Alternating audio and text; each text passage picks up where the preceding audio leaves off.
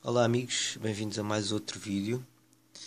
Este aqui é o primeiro de uma série que eu gostaria de fazer sobre a minha coleção das Hyper Disneys, que felizmente é das poucas que eu posso dizer que tenho completa.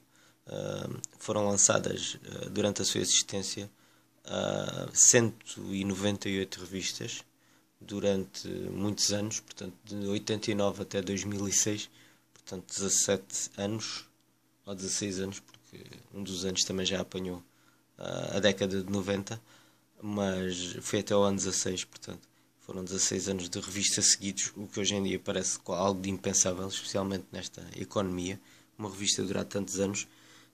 Este é o logotipo clássico da Hyper Disney e este é o número 1.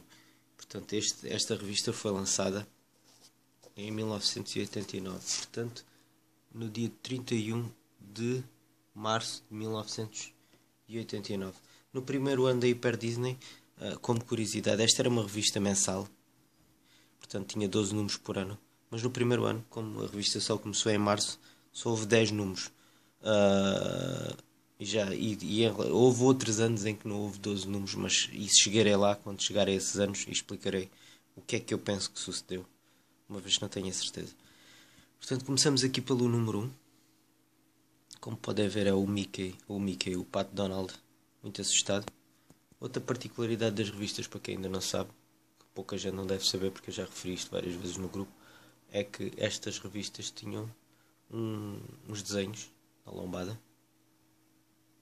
Uns desenhos a sério, não uns desenhos com um bonequinho como fazem hoje em dia. E estes desenhos davam origem a uma imagem. E depois no móvel isto faz um efeito bastante interessante. Em relação à revista propriamente dita, está em relativo bom estado, já teve que ser colada. Começa aqui com esta história de Código S, Pateta, o professor da Arquente. Basicamente, resumindo, tem várias histórias de Código S, que não é propriamente muito prometedor, mas que é o que é. Estas histórias de Pateta são interessantes, têm um grafismo fora do normal. São originais, pelo menos. São um bocadinho confusas para ler, na minha opinião. Mas pronto. Basicamente, resumindo, e estando aqui neste momento a olhar para o Indux, tenho aqui um link do Indux.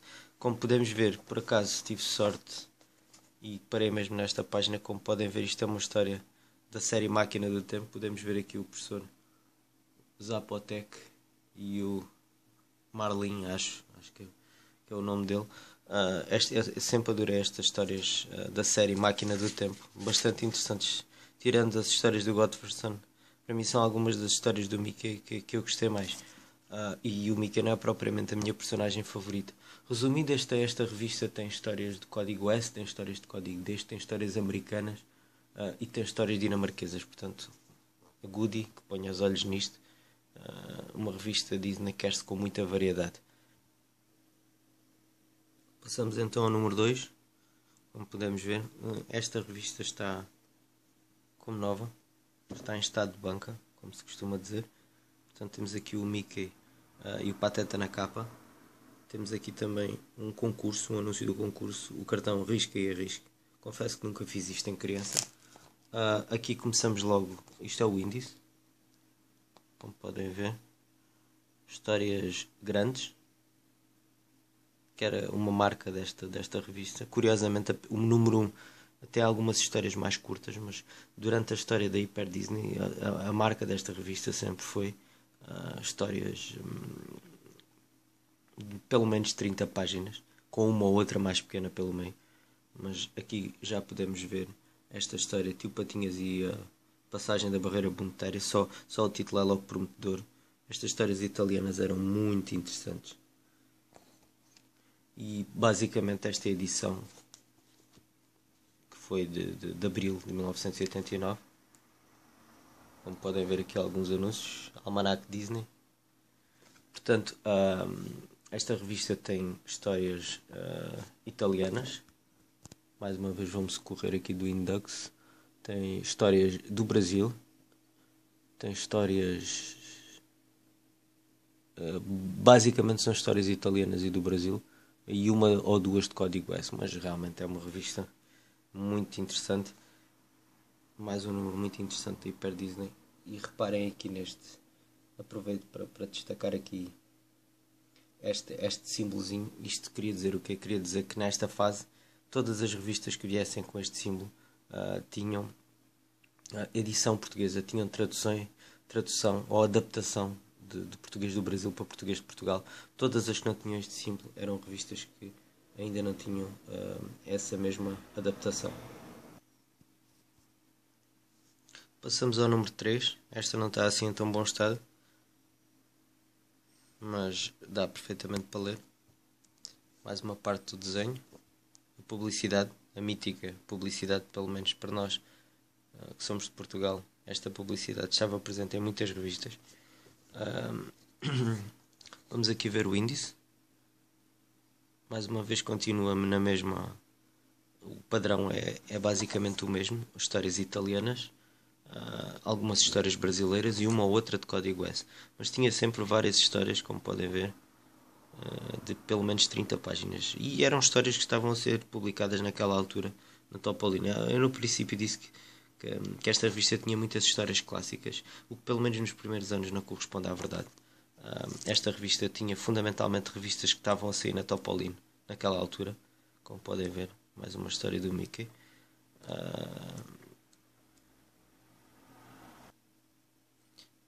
E nem tanto os clássicos, porque os clássicos estavam mais reservados. Ninguém espera de ler na Hyper Disney, pelo menos nesta primeira fase, e saliente, porque a revista depois mudou muito durante a sua existência. A partir do momento em que a Abril se fundiu com uma editora portuguesa, a Control Jornal, e isso aconteceu para aí no ano 6 ou 7, a revista mudou bastante, passou a ter menos histórias compridas, passou a ter histórias mais curtas, fundamentalmente da Dinamarca. Mas que ninguém espera, pelo menos nesta primeira fase, ler clássicos do Barks, por exemplo, nestas revistas, porque não iam encontrar de certeza. Isso estava reservado para a Disney Especial ou para a Disney Aventura ou as outras séries que nessa altura eram publicadas em Portugal. Número 4. Número 4 desta revista, com o destaque para Indiana Patets. Curioso o nome, a forma como foi escrito o nome do Indiana Pateta, que foi depois como a personagem ficou mais conhecida. Também destaque aqui para o logotipo do Clube Amigos Disney, que era o programa da RTP, o canal público português, que transmitia desenhos animados da Disney e muitos concursos, muitos prémios, dava-se muitos prémios, muitas revistas. Portanto é um concurso mítico para o pessoal da minha geração. Aqui também tem mais um concurso, como podem ver. Nesta altura oferecia-se muita coisa. Hoje em dia praticamente não se oferece nada. Muito raro. Aqui a editora continuava a ser a Abril Morumbi. Já tinha deixado de ser só Morumbi para passar a ser Abril também. Esta revista destaca-se por ter a primeira aventura do Indiana Pateta. Isto é exatamente a primeira história, porque vi no Index, não que eu saiba. Aqui temos o índice. Os Rapinadores do Templo Perdido é a primeira história em que esta personagem apareceu. Esta personagem faz-me um pouco confusão, porque realmente foge um bocadinho ao padrão do Pateta. É um bocadinho menos trapalhão que ele, mas como podemos ver, ao contrário do Super Pateta e do Pateta, que são a mesma pessoa, o Indiana e o Pateta são duas pessoas completamente diferentes, provavelmente familiares. Aqui também temos algumas histórias. Esta aqui do Mickey, provavelmente será a Espada Invencível. Esta história é interessante, parece-me interessante.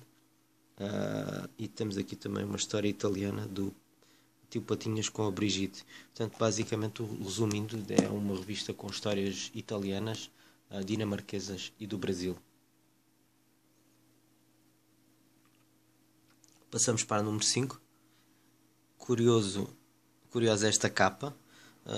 Eu não sabia, mas no Index aparece uma referência que esta capa foi na realidade é um desenho do Karl Barks, reutilizado. Como podem ver aqui no Index a referência.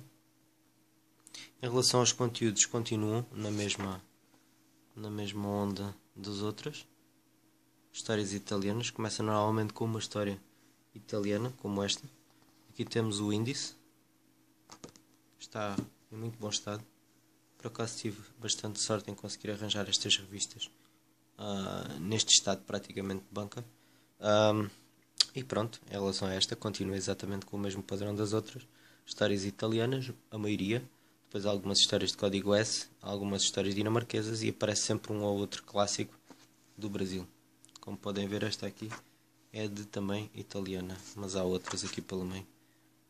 Mas a grande maioria são italianas, aquelas que normalmente aparecem pelo meio das italianas, para 2 ou 3 páginas, são as histórias de código S que, convenhamos, são bastante mais fracas. Número 6 da Hyper Disney, do ano 1, 1989.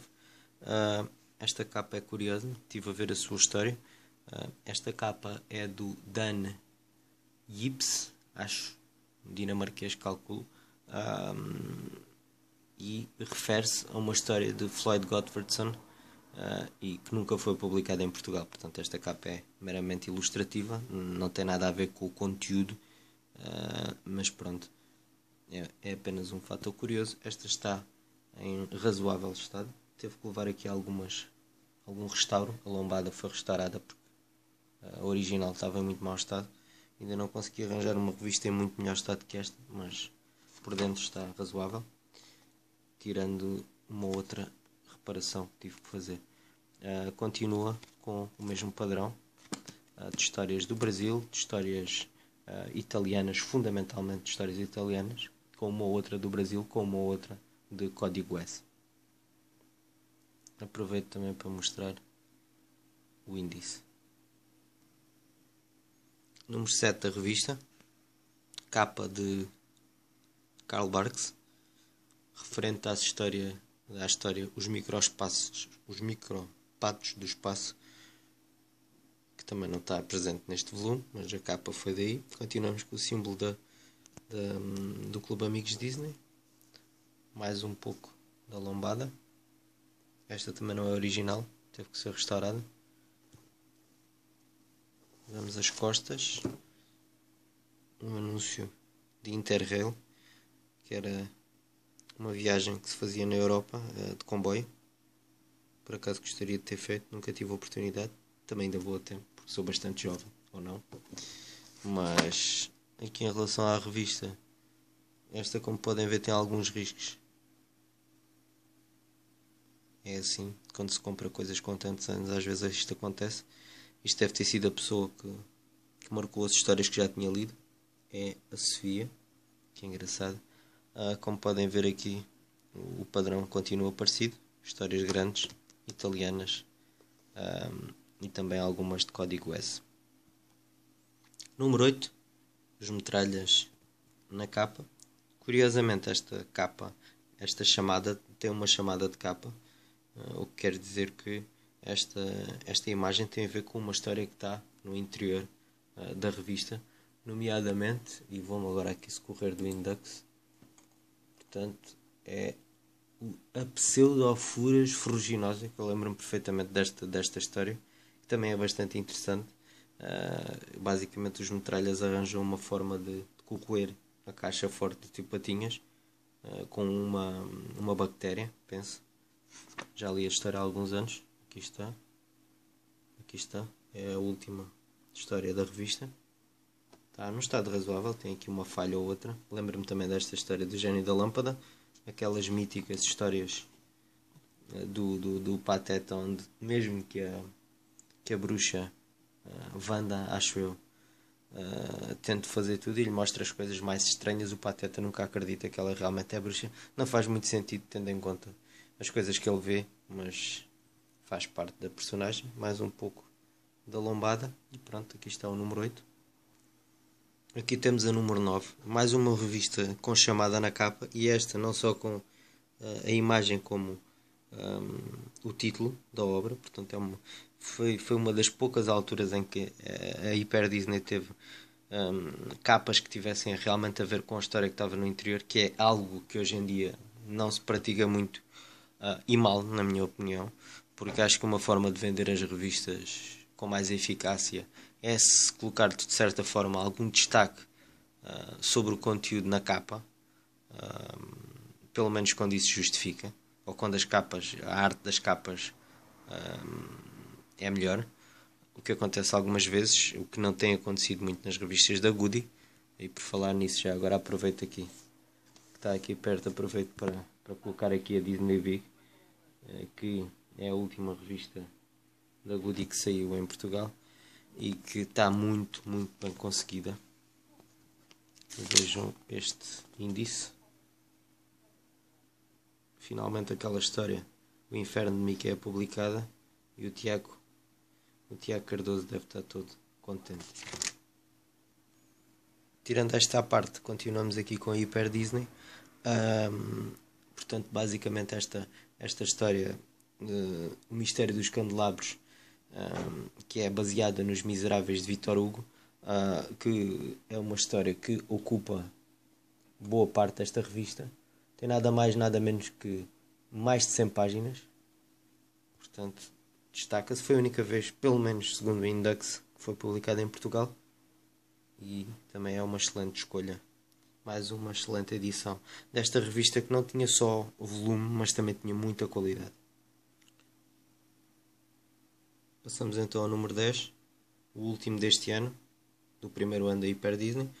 Tal como referi no início, os outros anos tinham 12 revistas, quase todos tiveram 12 revistas, cada uma por mês, mas neste ano só foram lançadas 10 porque a revista começou em março. Aqui, como podemos ver na capa, o Pato Donald a comer um bolo rei, é um bolo típico português. Portanto, calculo que esta capa tenha sido feita por algum artista português. No Index não aparece essa referência. O destaque aqui nesta edição para a história, A Cidade do Gelo, com roteiro de Bruno Sarda e desenho de Máximo de Vita. Portanto, parece-me interessante. E pronto, foi o primeiro ano da Hyper Disney. Espero voltar com outros vídeos sobre os outros anos desta revista. Deixo-vos aqui com o logotipo e também vou-vos deixar com o padrão, a lombada, o desenho que foi feito, que se conseguiu depois de termos os 10 números desta revista. E aqui está. Para finalizar, aqui podemos ver o desenho. O Pato Donald a oferecer uma flor à Margarida. Este foi o ano 1 da Hyper Disney. Espero voltar em breve para mais um vídeo deste género.